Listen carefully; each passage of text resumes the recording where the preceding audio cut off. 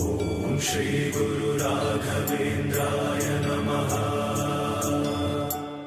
ಓಂ ಶ್ರೀ ಗುರು ರಾಘವೇಂದ್ರಾಯ ನಮಃ. ಓಂ ಶ್ರೀ ಗುರು ರಾಘವೇಂದ್ರಾಯ ನಮಃ. ಗುರು ಸಾರ್ವಭೌಮ ನಿಮದು ಎಂಥ ಪ್ರೇಮ, ಗುರು ಸಾರ್ವಭೌಮ ನಿಮದು ಎಂಥ ಪ್ರೇಮ, ಶರಣದೆ ಕರುಣಾಳು ನಾ ನಿಮ್ಮ ಅಡಿಯಾಳು.